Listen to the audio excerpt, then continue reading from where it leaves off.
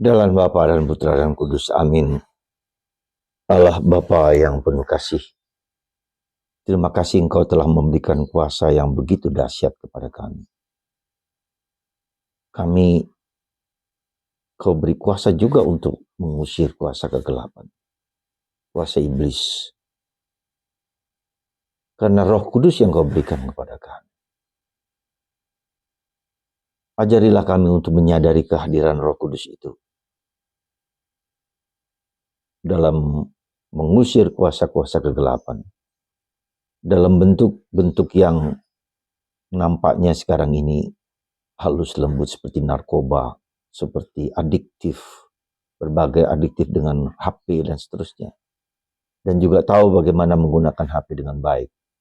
Karena games HP itu juga seringkali disusupi dengan kuasa-kuasa. Bantu kami ya Tuhan untuk menyadarinya. Demi Kristus Tuhan dan pengantara kami. Amin. Para saudara, bacaan pertama hari ini tentang Yusuf.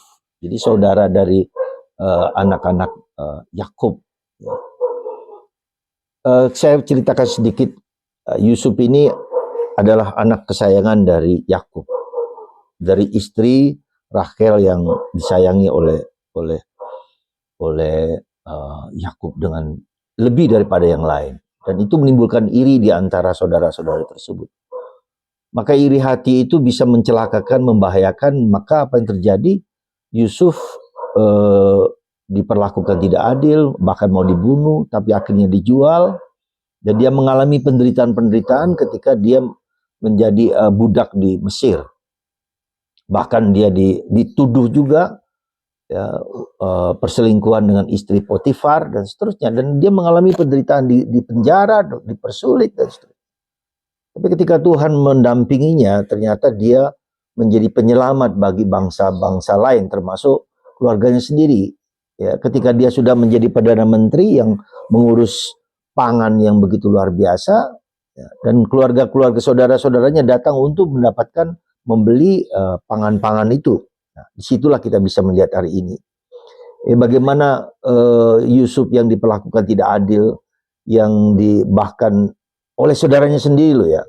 Nah ini penting bagi kita sekali lagi, karena di dalam keluarga pun seringkali kita terjadi iri hati, saling tidak suka, bahkan warisan pun kita bisa tahu bagaimana kakak lelaki yang punya kuasa, kemudian adik-adik yang perempuan yang tidak punya kuasa tidak mendapatkan apa-apa, dan terjadi pertengkaran, perselisihan. Tapi yang mengagumkan adalah dalam perjuangan, dan itu perjuangan dan pergulatan. Ya, mungkin juga karena boleh dikatakan bahwa Yakub ini juga tidak benar juga, ada kesalahan dari Yakub ketika hak kesulungan dari abangnya Esau diambil oleh dia. Ya, jadi ada semacam kita dengan penderitaan dan dosa itu, dengan penderitaan dan kesulitan itu, kita juga harus tahu belajar berdamai dengan masa lalu. Kita juga mengampuni leluhur kita dari pihak bapak, dari pihak ibu, dari saudara-saudari, siapapun juga belajar mengampuni.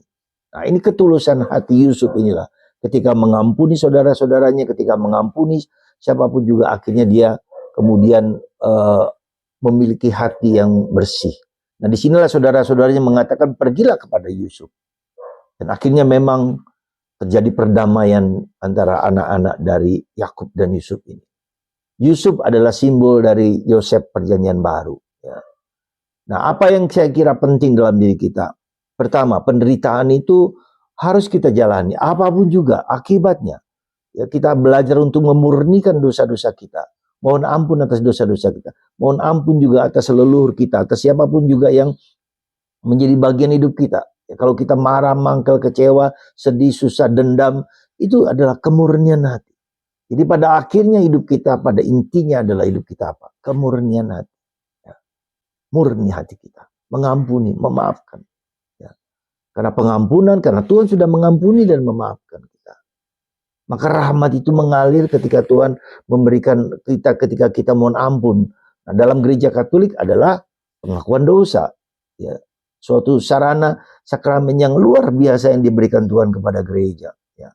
Maka di tahun jubileum ini, pergilah ke pengakuan dosa.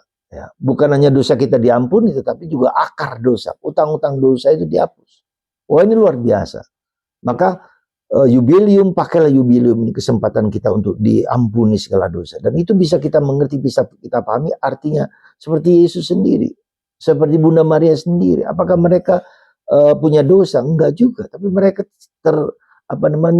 ikut serta dalam penderitaan dan dosa-dosa kita. Jadi sekali lagi yang ketiga, kemarin saya mendengar kesaksian seorang Romo yang ketika itu Yohanes Yakono, ya, ketika dia ke Yerusalem, dia pergi ke Taman Getsemani dan dia berdoa bertahan di situ sampai 1 jam, dan di situ dia merasakan Tuhan hadir. Ya. Lalu dia mendapatkan semacam penampakan di tangannya, ada ribuan orang yang ada di tangannya. Lalu dia bertanya, Tuhan ini apa artinya? Ketika kamu berdoa, ketika kamu menanggung beban dosamu, ketika kamu menanggung penderitaan dan salibmu, ribuan orang kau diselamatkan. Dan Yesus berkorban untuk kita, keselamatan kita. Maka para saudara, semoga penderitaan Yusuf, penderitaan Yosef, penderitaan Yesus, penderitaan Maria, penderitaan semua orang kita semua berguna bagi keselamatan banyak orang. Doa kita, penderitaan kita penting bagi keselamatan kita, menebus dosa-dosa banyak orang. Asal kita mau menerima dengan tulus ikhlas. Sekali lagi, terimalah penderitaan dan salib dengan tulus ikhlas untuk menghapus banyak dosa, termasuk dosa kita sendiri. Semoga Tuhan memberkati Anda semua, dan Tuhan memberikan kuasa yang besar kepada kita, tetap memberikan kuasa untuk tidak takut terhadap dosa, untuk tidak takut terhadap penderitaan, untuk tidak takut dengan kuasa kegelapan. Bersama Yesus, bersama Bunda Maria, kuasa kegelapan hancur lebur. Seperti Injil hari ini. Berkat Tuhan atas kita semua. Bapa, Putra, dan Roh Kudus. Amin.